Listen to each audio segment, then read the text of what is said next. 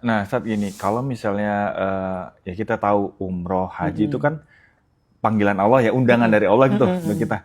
Nah, misalnya ada orang kaya nih, duitnya udah banyak, ya kan, secara ekonomi bagus, sehat juga, mampu sebenarnya. Nah, itu ada orang-orang yang udah mampu semua itu, tapi nggak mau berangkat umroh, Tat. Itu gimana? Itu berarti nggak diundang sama Allah gitu? Atau gimana, Tat? Iya, memang umroh dan haji itu berkaitan hidayah Allah Subhanahu wa Ta'ala. Jadi kalau Allah memberikan hidayah kepada seorang, itu kadangkala mudah dia untuk melakukan ibadah haji dan umroh, walaupun kadangkala gajinya kecil. Dan saya kemarin baca berita, Bang, ada seorang buruh itu gajinya cuma 1,5 juta, tapi bisa haji, Bang. Bisa aja. Bisa haji. Dia nabung sekian tahun, Bang. Dia udah daftar sekian tahun berangkat haji. Dan memang ada juga orang yang gajinya ratusan juta, tapi nggak pernah haji dan nggak pernah umroh, Bang. Nah, maka di sini Rasulullah, Allah Subhanahu wa Ta'ala benar hadis qudsi, siapa Allah berikan keluasan, sudah 5 tahun ya Allah berikan kekayaan, berikan kelimpahan harta, tapi dia nggak memenuhi panggilanku atau nggak haji dan nggak umroh, sungguh dia telah kehilangan kebaikan yang banyak. Allah haramkan baginya kebaikan yang banyak. Kenapa? Karena haji umroh itu tadi menghilangkan dosa. Rasul pernah bersabda, siapa yang datang ke Baitullah, dia tidak melakukan perkataan keji, tidak melakukan perbuatan porno, tidak melakukan kefasikan, pulang ke tanah airnya seperti bayi baru lahir. Artinya apa? Dosanya dihapuskan. Itu sangat luar biasa, keutamaan yang luar biasa. Kemudian yang kedua, apa tadi? Kemiskinan, Bang. Ya mungkin dia akan makin kaya, ya kan? Dan yang ketiga, bahwasanya doa di sana mustajabah. Siapa yang nggak mau doanya dengar Allah Subhanahu wa Ta'ala? Dan banyak kita lihat orang-orang yang berdoa kepada Allah, Allah kabulkan doa-doanya.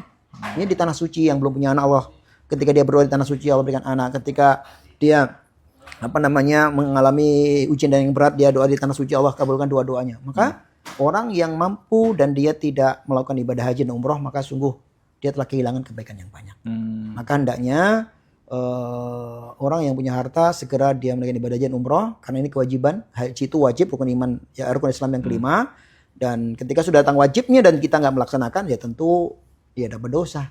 Begitu. Dan memang sekali lagi ini kaitan hidayah dari Allah Subhanahu wa Ta'ala. Kadangkala ada orang yang nggak punya harta, dia niat, dia pengen banget haji atau pengen banget umroh, Allah berikan kemampuan. Dan itu pernah terjadi, Bang. Saya kan pernah, ini pengalaman pribadi ya, Bang ya. Saya pernah ngisi di suatu masjid, ini rutin, Bang, kajian mingguan. Suatu ketika saya izin, dan saya sering lihat anak izin karena saya harus bimbing umroh, Bang. Ini dia, mohon maaf, muadzin dan marbot masjid. Ustadz, antum ini enak ya, tiap bulan umroh gitu kan. Antum pengen banget umroh juga, pengen lah Ustadz, siapa sih nggak pengen sih? Ya udah, antum bismillah, niat, doa sama Allah, mohon sama Allah, dan antum bikin paspor. Saya doakan semoga antum ada muksini. Dan benar, Bang, dia udah niat, dia doa, dan dia bikin paspor, Bang. Dan dia tunjukin paspornya ke saya. Nggak lama waktu itu, nggak 3 atau 4 bulan atau 6 bulan, saya lupa itu, dia diberangkatkan umroh di jemaahnya, Bang. Ini tuh bukti bahasanya, Bang, ketika kita ini bersungguh-sungguh, Allah akan berikan kemudahan selama kita mau apa? Usaha dan doa. Secara uang dia nggak punya, Bang, tapi dia punya doa. Dia punya Allah yang maha kaya, Bang. Ya, doanya dijabah dan dia berangkat umroh. Alhamdulillah, ini contoh kan. Nah, maka benar, umroh itu kadang hidayah dari Allah Subhanahu wa Ta'ala, dan tentunya tadi dari Allah Subhanahu wa Ta'ala. Mutiara Sunnah, umroh murah, servis mewah.